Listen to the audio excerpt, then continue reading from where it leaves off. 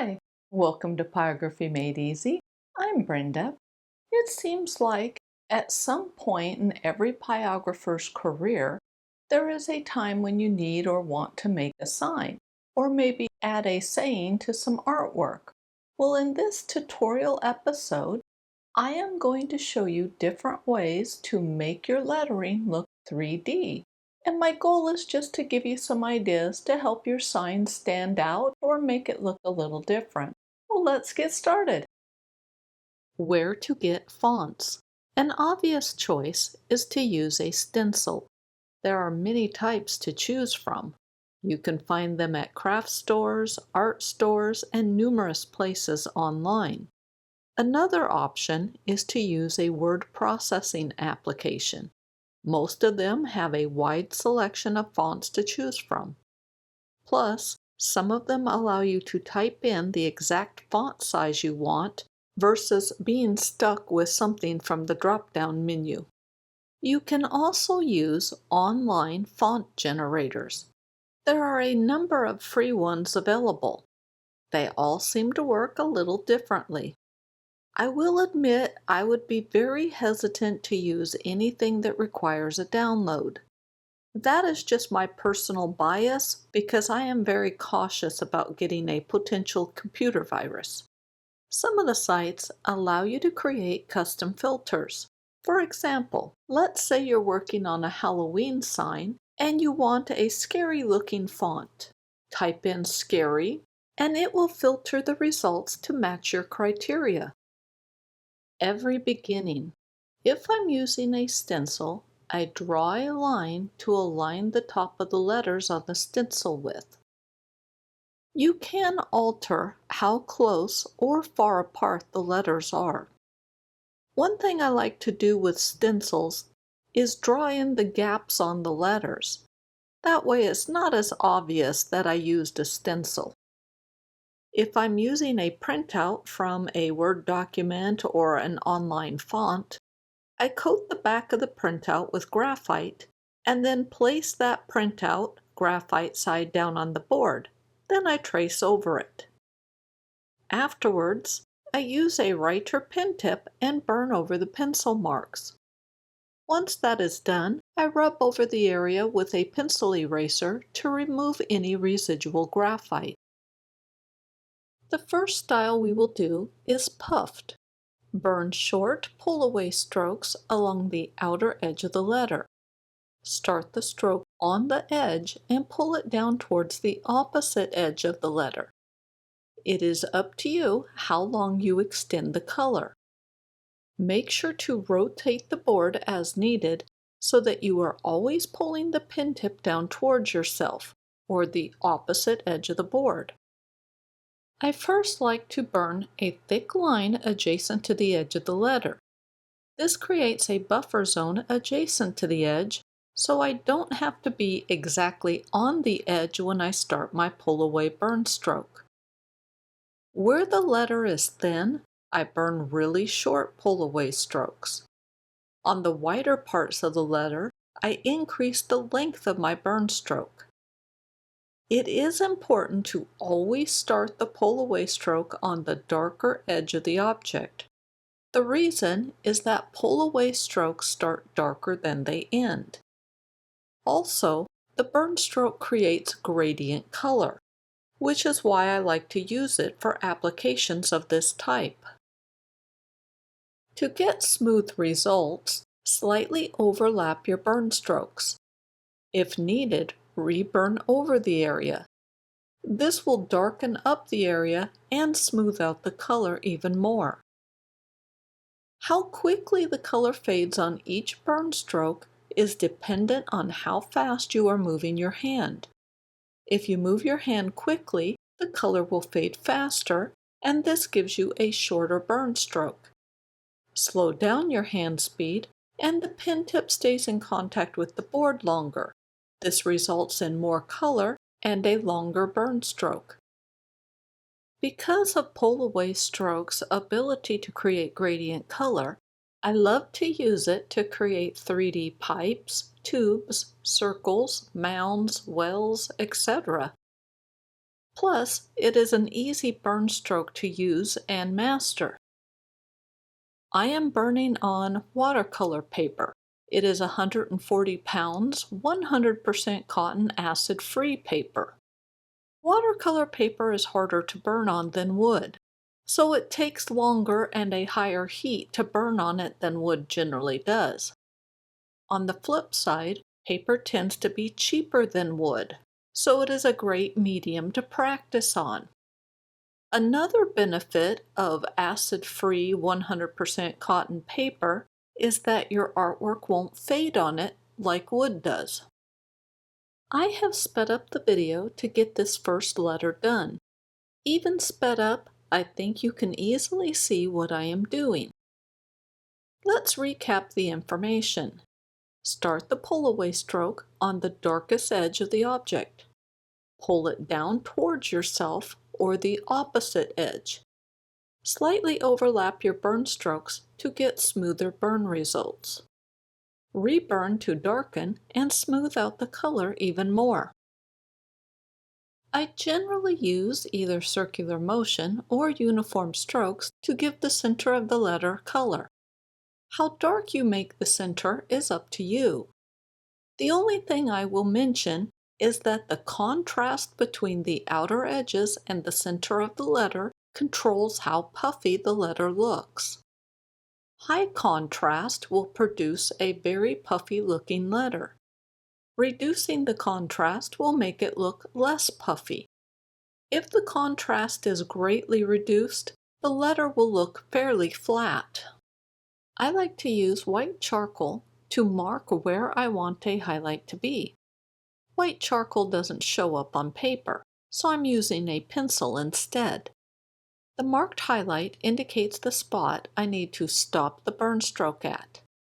To put this another way, the marked highlight is how far I need to extend the pull-away burn stroke from the edge of the letter.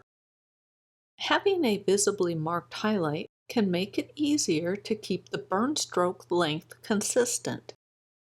I do want to emphasize that you should not burn over the marked highlight.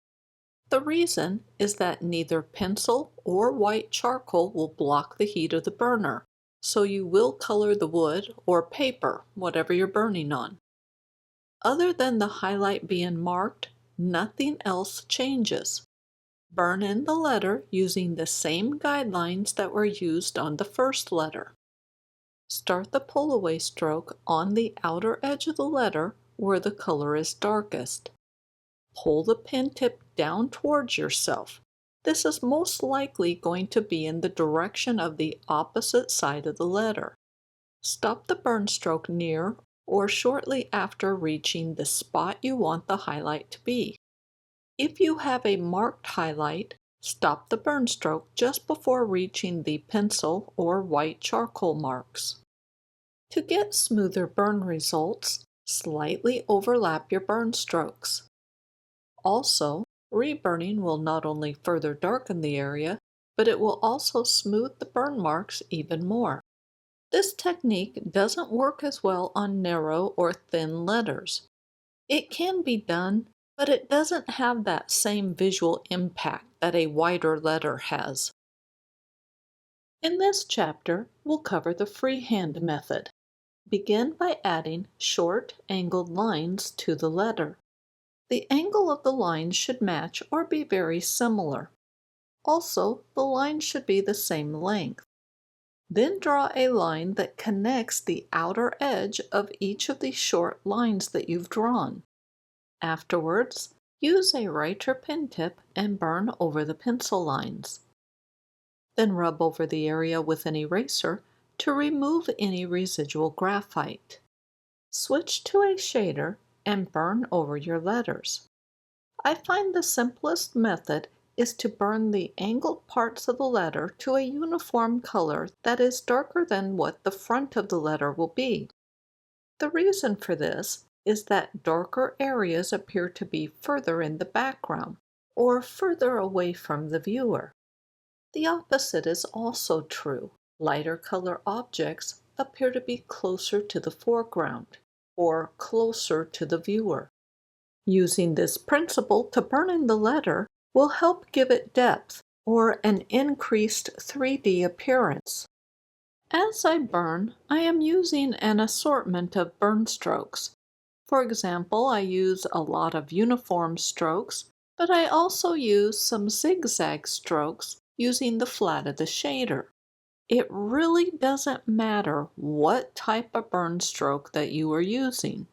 The only thing that I recommend is that you use the same burn stroke on all of your letters so that they look like they actually belong together.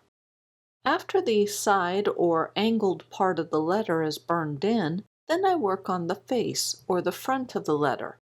I will burn the front so that it is several shades lighter in color than the sides. For the front, I am using circular motion and uniform strokes as my burn methods. Again, it really doesn't matter what you use. The majority of the lettering that I have seen in pyrography is burned to a uniform color.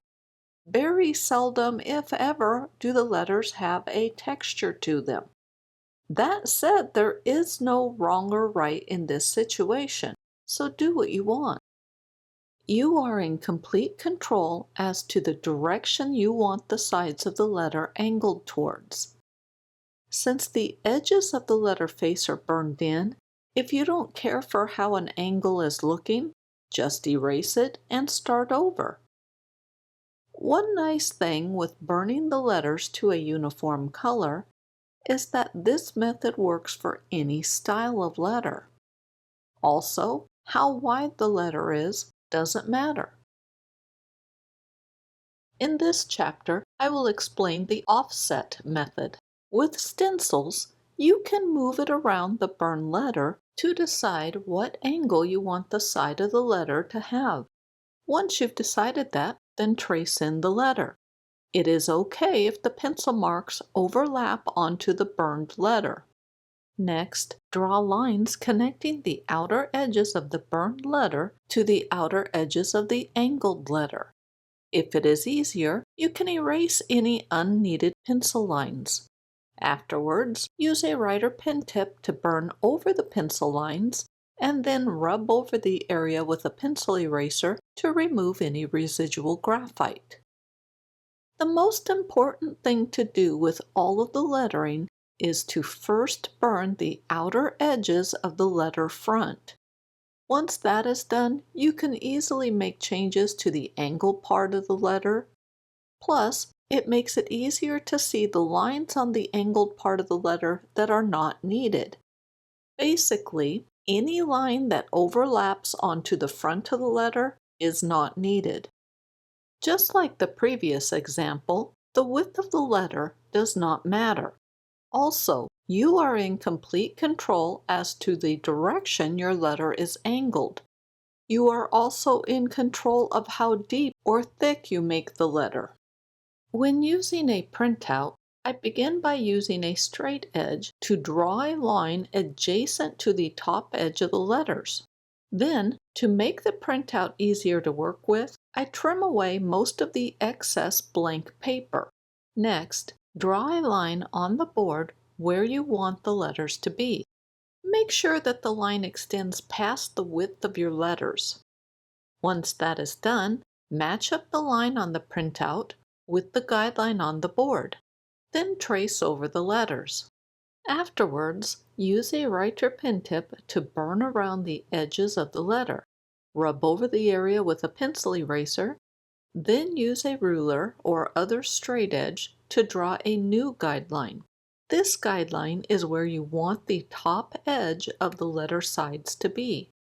Now add an angled line along the top left edge of the first letter. Extend that line vertically up past the guideline. Now align the paper printout with the guideline and that vertical line. Then trace over your letters. Since you cannot see through the printout, trace over the entire letter. Now proceed like normal. Draw angled lines that connect the edges of the letter front to the sides of the letter. Do your best to keep the angle of the lines the same. Afterwards, Use a writer pen tip to burn over the needed pencil lines. Then use an eraser to remove excess graphite and the unneeded pencil lines. Now let's cover 1-point perspective. Draw a dot to mark the perspective point, then use a straight edge and draw lines that connect the edges of the letter to the dot. I find it extremely helpful to start on the side of the letter closest to the dot. Then I work my way to the opposite side. Stop drawing any line if it should come in contact with another part of the letter. If desired, you can shorten the depth of the letter by drawing lines where you want the back edge of it to be. Something I want to point out is that the perspective dot does not have to be located on the board that you are burning on. You can place the dot anywhere you want. Or maybe more accurately, you can place the dot anywhere your straight edge can still reach it. If you have a protractor or other device with a curved edge, you can create letters with sides that curve. The process to create a curved letter does not change. The only thing that changes is that you're drawing curved lines instead of straight ones. Or to put it another way, you're using a device that has a curved edge instead of a straight edge. Now I will explain how I created the 3D sign. Always start with the letter closest to the perspective dot. If there is more than one row of letters and/or words, always start on the row that is closest to the dot. Then work your way along that row. Stop drawing any line if it touches another letter or a different part of the letter you're working on. The goal is to keep the face of the letters free from any lines going through them. After the first row of letters is done, then start on the adjacent row of letters. Like before, begin on the side that is closest to the perspective dot. As I work my way across each letter, I check every corner or direction change on the letter with the ruler to determine if a line is needed. If the line will be visible, then I draw it in. Otherwise, I skip over that corner and check the next one. I have mentioned several times to always start with the letter closest to the perspective dot. The reason is that we can see the entire angled side of that letter. Because of that, we do not want lines from any adjacent letters overlapping onto that first letter. That's why it is important to stop drawing any line that touches another letter or another part of the same letter.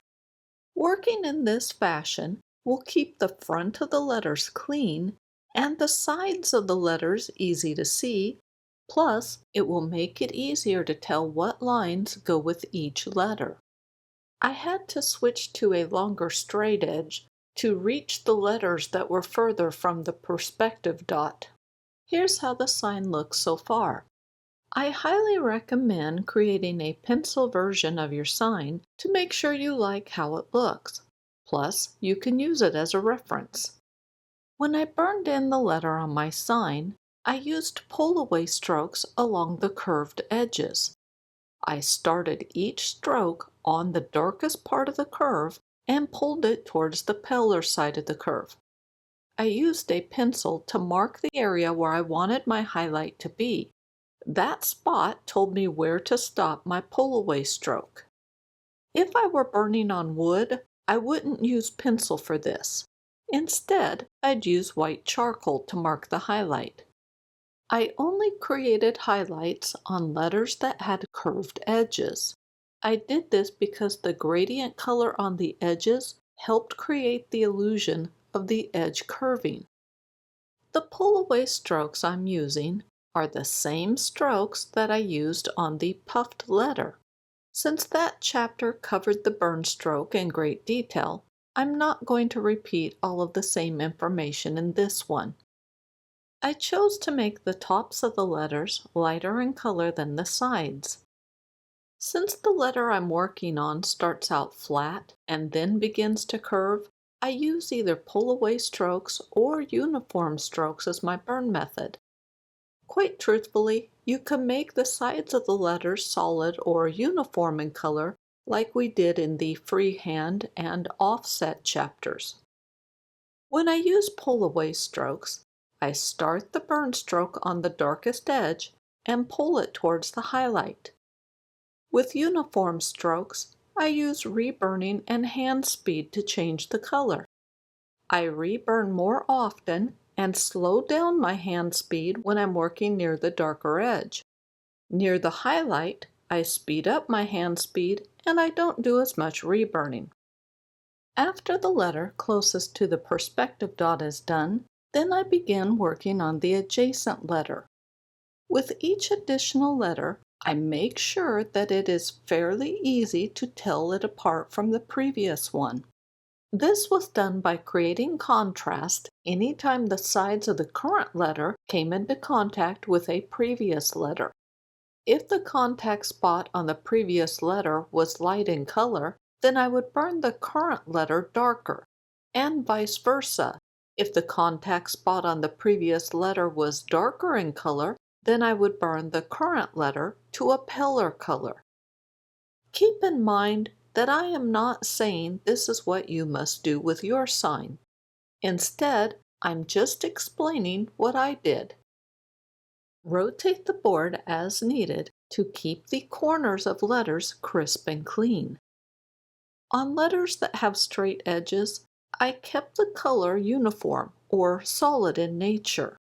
The only time I used gradient color was on a curved edge, and this was done to create that illusion of the edge being curved. I always made the sides of the letters closest to the perspective dot the lightest area on the letter. The further away from the perspective dot I was on the letter, the darker the color became. I should mention that I chose to have my light source be on the same side as the perspective dot. This just made things easier for me. If you want, the light source can come from a different direction. If you do this, make sure to change the location of your highlights and darker areas to match the light source. Contrast. Here is how my sign currently looks. The front of the letters do not stand out from the background. If I darken the front of the letters, they stand out from the background a lot better. Just be careful, because if the front of the letters get darkened too much, it gets tough to read the words. A dark background will really make the sign pop. Just make sure to keep the fronts of the letters on the paler side. Well, that is it for this tutorial. I hope you found the information helpful. On my website, Pyrography Made Easy, I do have a written version of this tutorial. I also have a lot of other tutorials, and there are quite a few free patterns on my website. I will put a link to that in the description below. Well, thank you so much for watching my video, and I will see you soon.